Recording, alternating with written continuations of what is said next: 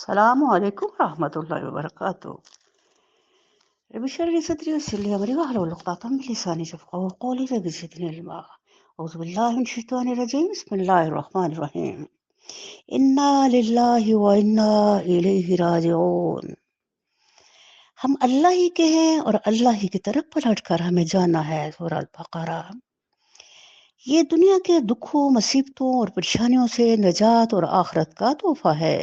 پڑھنے پر اللہ کی طرف سے ریوارڈ ملتا ہے، جنت کی ضامن ہے. اللہ تعالیٰ قرآن عظیم میں فرماتے ہیں، اور جب کوئی مصیبت آئے تو کہیں ہم اللہ ہی کے ہیں اور اللہ ہی کی طرف پلٹ کر جانا ہے.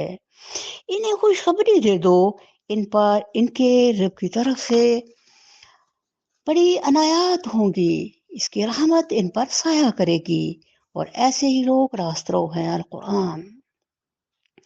زندگی کی ہر چھوٹی بڑی مصیبت یا تکلیف پر اس دعا کا پڑھنا نہ صرف انسان کے لیے اجر و ثواب کا باعث بنتا ہے، بلکہ دلی سکون اور راحت اور تقرب اللہ کا باعث ہے. یہ احساس کہ ہم لوگ اس عارضی دنیا میں ہیں، یہاں کے دکھ بھی عارضی ہیں، اور جنت وہ گھر ہے لا خوف علیہم ولا هم یحزنون، وہاں کوئی خوف اور غم نہیں ہوگا. سورہ یونس.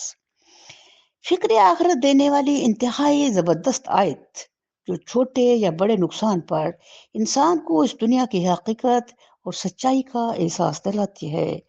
اگر کوئی چیز بھی اس دنیا میں ہمیشگی لے کر نہیں آئی تو اے انسان، تو بھی اس مالک کی طرف جانے والا ہے جو تیری زندگی کا پورا پورا حساب لے گا.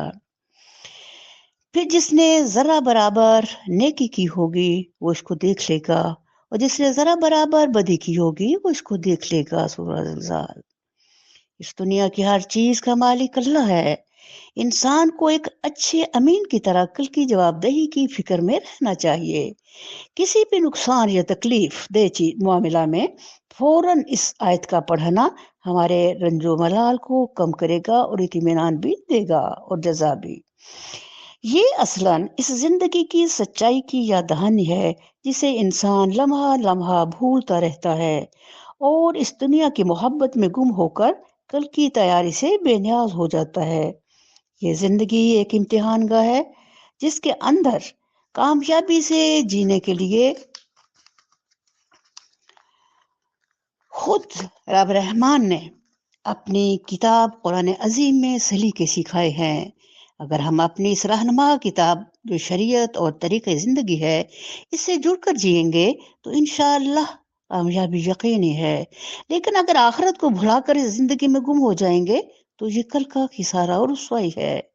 کتاب اللہ میں دعائیں ہمارے لیے ہیروں اور جواہرات کے عظیم خزانوں کی شکل میں موجود ہیں، جن سے ہم اپنی زندگی کو مزین کر سکتے ہیں. یہی قرآن کی پرفیکشن اور کمال ہے کہ وہ ایک ہی چیز میں دنیا و آخرت کی کامیابی کی نشاندہی کرتا ہے، اس لیے اسے رہنما کتاب کہا جاتا ہے. انسان خود سے کچھ نہیں کر سکتا جب تک اللہ کی مشیت نہ ہو، اس لیے ہر لمحہ اپنے آپ کو اس آقا کا حقیر غلام سمجھ کر اس کی دعائیں جو انسان کے لیے عظیم تحائف ہے مدد مانگتے رہنا چاہیے. انسان کی زندگی میں اگر صرف رہتے ہی رہتے ہوں تو وہ نہ خود آشنا رہے نہ خدا شناس رہے.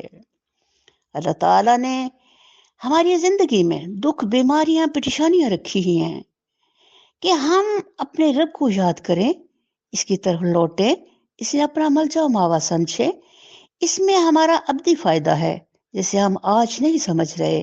کل قیامت کے دن شدید احساس ہوگا کہ ہم نے کیا کھویا اور کیا پایا، لیکن اس وقت کا پچھتاوا بیکار ہوگا.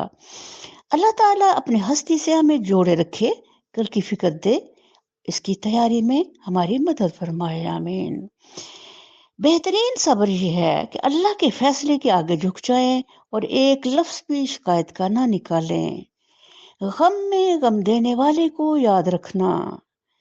رب سے سب سے قریبی رشتہ سجدے کا ہے، اور اس سے بھی قریبی رشتہ آنسو کا نکلنا ہے.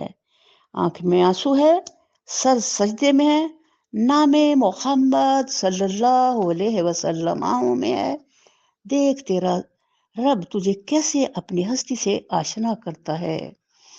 سجدہ بھی کیا چیز ہے کہ باتیں زمین سے ہو رہی ہیں اور گونج آسمان پر ہے۔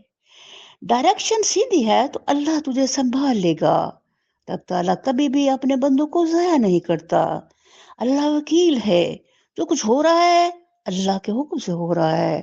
اللہ تعالیٰ ہمیں اپنی رضا پر راضی رہنے والا بنا دے اور اس فانی زندگی کی حقیقت کو سمجھنے میں ہماری مدد فرمائے اور آخرت کی تیاری کی توفیق دے، آمین۔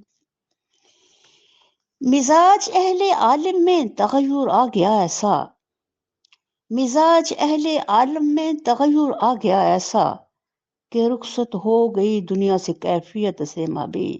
السلام علیکم ورحمۃ اللہ وبرکاتہ۔